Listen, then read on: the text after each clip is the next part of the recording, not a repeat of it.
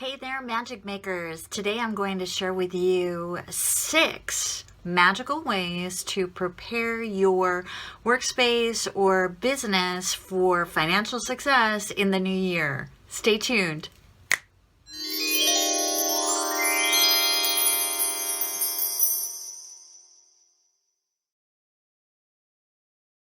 Hey there, magic makers. Can you even believe we are almost to 2020? Yikes! So in this video, I have 6 ways to magically prepare your space for financial success in the new year. And I'm going to get started right now with the first one. Here we go. Step number 1 is what I call a practical cleanse and purge.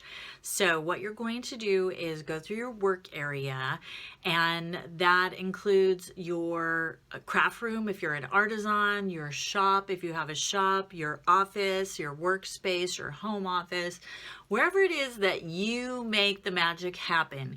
Go through it and get rid of anything that no longer serves you, that you no longer love, that makes you feel in any way poor or shabby, or if it disappoints you or reminds you of being poor or broke or struggling, get rid of it. Even if you can't figure out what it is about it that you just don't love, if you don't love it, if it doesn't make you feel rich, get rid of it. You're also, while you're at it, going to organize your desk and computer, unsubscribe to any email lists that no longer serve you, delete old emails, get rid of old mail, and take this all the way out to your mailbox. If you ever receive checks in the mail, you want to make sure your mailbox is clean. Sweep, clear. Make sure your main entryway is pleasing and welcoming. Make sure your mailbox is clear, and really make sure that the way to your door, the way to your phone, the way to your mailbox are all open, welcoming, and clear. That is the first step. You're going to purge anything that no longer serves you in your workspace all the way out to your mailbox, and make sure that everything is tidy and clean. That's step number 1. Step number 2 is you're going to do a spiritual cleanse of the space. Now, I'll do another video, I promise, where I go into detail of exactly how to do a spiritual cleanse. I do have a blog entry on it on my website. But for now, what you can keep in mind is that as you are doing the cleanse, the spiritual cleanse, you want to work from the back of your space forward, from the top down. So oftentimes I combine the first and second step when I'm doing a practical cleaning.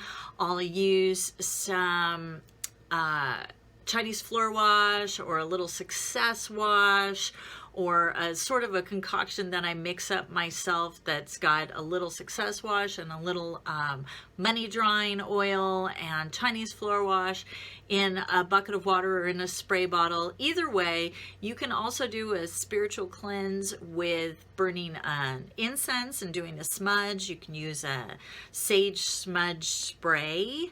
You can use your incense of choice. Follow your intuition, but what you'll be doing as you go back over these spaces is you will be mindful of your mental space, and you are pushing the old energy out. All old negative energy is going out, which is why we're working from top to bottom, back to front, out towards the entrance. So as you're smudging or spraying or cleaning, whichever it is for you, you are focusing your intention on refreshing the energy, out with the old, making space for the new, working all the way out from top to bottom, back to front, all the way out to the door. And remember to do your entryway and your mailbox.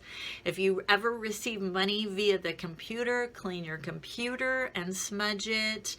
Do your phone and smudge it. I always go extra over my front door, inside and outside of my door. I clean it and then I go over it with the Success Wash. And as you are smudging or using Chinese floor wash or whatever method you've decided to do for your spiritual cleanse, make sure that you cover all the important places where you receive money or attract clients.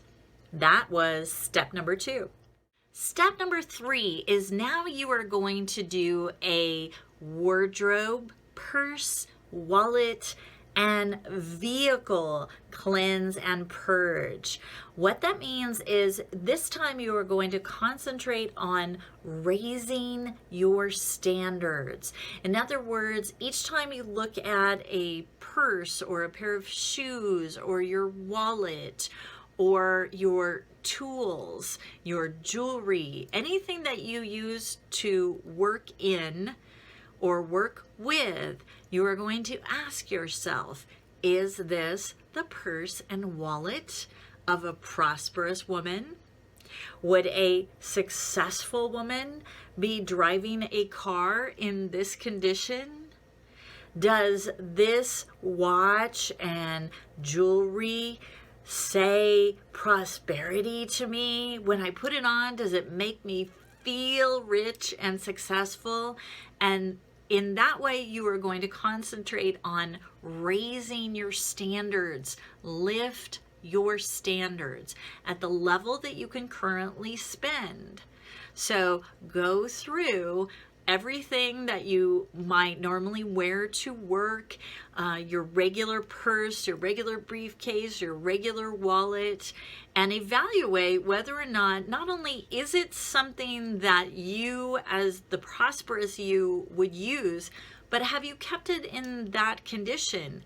Is your car filthy? Do you feel embarrassed every time you get in it? Are you worried that you're going to get dog hair on your nice clothes, so you just decide not to even bother wearing nice clothes? That needs to change. You are raising your standards so that you will be more financially prosperous in the new year. So that is step number 3. Go through your wardrobe, purse, wallet, vehicle, tools, anything that you wear or drive to work to the office or use to do business with, and concentrate on raising your standards. Step number 4 is you are going to freshen the energy and the ambiance in your workspace. So one thing you can do is consider moving the furniture around in your shop or your office. Do you want a different view? Could you benefit by moving your desk so that you are facing the window or facing the front door? You could add some things to your desk or your shop or your workspace. For instance, this is a really beautiful sparkly piece of pyrite that I keep on my desk.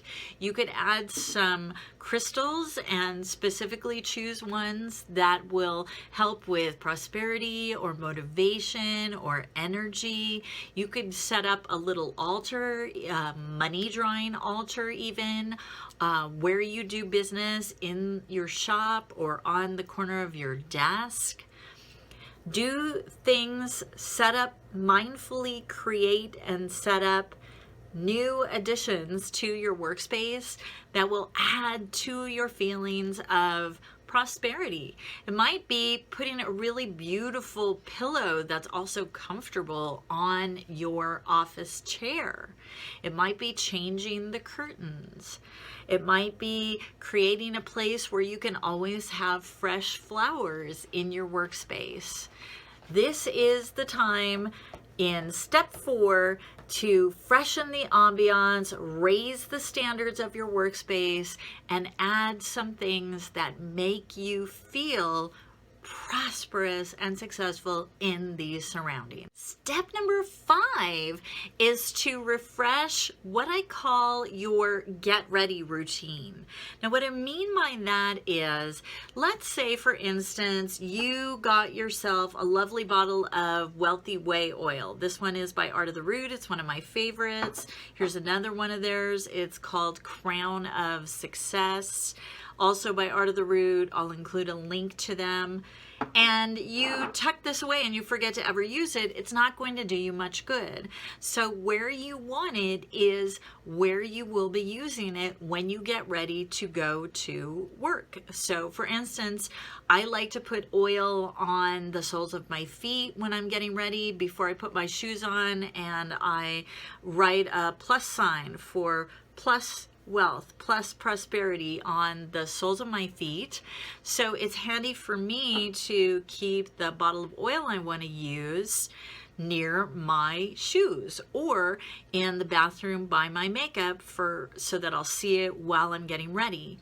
If you want to start wearing a particular crystal bracelet or a certain jewelry to work, have it near where you get ready, where you will see it.